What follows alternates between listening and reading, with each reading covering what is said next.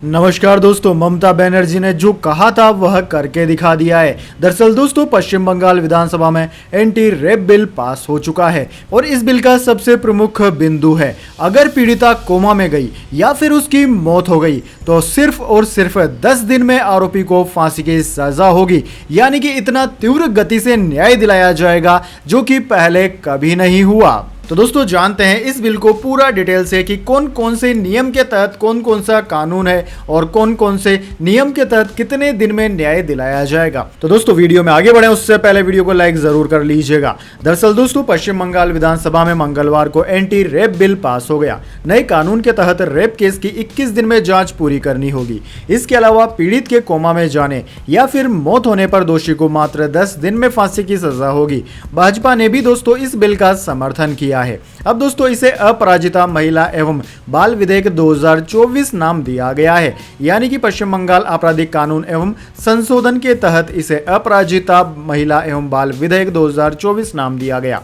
अब दोस्तों, इसे राज्यपाल के पास भेजा जाएगा। इसके बाद यह राष्ट्रपति के पास जाएगा। अगर दोनों जगह से यह पास हो जाता है तो देश में यह कानून लागू हो जाएगा, यह कानून बन जाएगा। दरअसल दोस्तों, आप सबको पता है कोलकाता के आरजी कर मेडिकल कॉलेज और अस्पताल में 8-9 रात की अगस्त को ट्रेनी डॉक्टर के साथ क्या हैवानियत हुई थी। इसके बाद देश भर में डॉक्टरों और राजनीतिक दलों के प्रदर्शन के बाद ममता बनर्जी ने कहा था कि वो राज्य में रेप जैसे अपराध के लिए सख्त कानून बनाएगी। साथ ही उन्होंने इस बाबत प्रधानमंत्री नरेंद्र मोदी को भी 2 बार चिट्ठी लिखी थी, जिस पर प्रधानमंत्री नरेंद्र मोदी ने जवाब के तौर पर कहा था कि देश में पहले ही सख्त कानून बने हुए हैं रेप पीड़ितों के लिए। अब दोस्तों, बंगाल में बने इस कानून के 4 टॉप पॉइंट्स जान लेते हैं। पहला है, अगर रेप पीड़ित की मौत होती है या फिर वह कोमा में जाती है तो सीधे सीधे फांसी दे दी जाएगी। दूसरा, रेप गैंगरेप के दोषियों को पैरोल के बिना उम्र कैद की सजा दी जाएगी। तीसरा पॉइंट है, रेप केस की जांच 21 दिनों में पूरी करनी होगी और इसे अगले 15 दिनों तक बढ़ाया जा सकता है। इसके अलावा चौथा पॉइंट है, हर जिले में अपराजिता टास्क फोर्स बनाई जाएगी। इसका नेतृत्व डीएसपी लेवल के अधिकारी करेंगे। अब दोस्तों, इस कानून पर बंगाल विपक्ष नेता शुवेंदु अधिकारी, जो कि बीजेपी के नेता है, उन्होंने अपना बयान दिया है। उन्होंने कहा है कि हम चाहते हैं कि कानून तत्काल लागू हो, यह राज्य सरकार की जिम्मेदारी है, हमें परिणाम चाहिए, इसलिए हम पूरा समर्थन करते हैं। मुख्यमंत्री को जो कहना है वह कह सकती है, लेकिन गारंटी देनी होगी कि यह बिल तुरंत लागू होगा। इसके अलावा ममता बनर्जी ने कहा कि हमने केंद्रीय कानून में मौजूद खामियों को दूर करने की कोशिश की है। विपक्ष को राज्यपाल से विधेयक पर साइन करने के लिए कहना चाहिए, उसके बाद इसे अधिनियमित करना हमारी जिम्मेदारी है। दोस्तों, सीएम ममता बनर्जी ने जब विधानसभा में यह बिल पेश किया तब उन्होंने 6 बातें कही थी। विपक्ष राज्यपाल से कहे कि वो बिल पर साइन करे, कानून बनाना हमारी सरकार की जिम्मेदारी है। दूसरी बात उन्होंने कही कि trainee doctor rape murder case में हम सीबीआई से न्याय चाहते हैं, दोषियों को फांसी की सजा होनी चाहिए।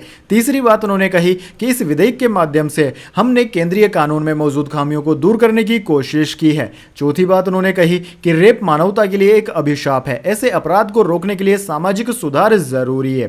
पांचवी बात उन्होंने कही कि क्या होगा अगर मैं उन्हीं वजहों से प्रधानमंत्री और गृह मंत्री के खिलाफ नारे लगाऊं जिनके लिए आप मेरे खिलाफ नारे लगा रहे हैं। छठवीं बात उन्होंने कही कि महिलाओं की सुरक्षा के लिए कानून लागू नहीं कर पाने वाले प्रधानमंत्री, गृह मंत्री और राज्यों के मुख्यमंत्रियों को इस्तीफा दे देना चाहिए। साथ ही उन्होंने बीजेपी पर भी हमला बोला। ममता बनर्जी ने बिल पर सरकार का पक्ष रखते हुए कहा कि पश्चिम बंगाल में महिलाओं के लिए 88 फास्ट ट्रैक कोर्ट और 52 विशेष अदालतें हैं। इनमें 3 लाख से ज्यादा मामले दर्ज हैं और उनमें से 3,11,489 मामलों का निपटारा भी किया जा चुका है। फास्ट ट्रैक कोर्ट में 7,000 मामले लंबित है। वहीं ममता ने विपक्ष के आरोपों पर कहा कि विपक्ष कहता है कि ट्रेनों में रेप होता है, वहां सुरक्षा करना आरपीएफ का काम है। विपक्ष उन्नाव और हाथरस मामले पर चुप है, यह हर राज्य में हो रहा है, लेकिन मैं इसका महिमा मंडल नहीं कर रही हूं। आज देश में हर दिन 90 रेप केस हो रहे हैं, लेकिन 2.56% आरोपी ही दोषी ठहराए गए हैं।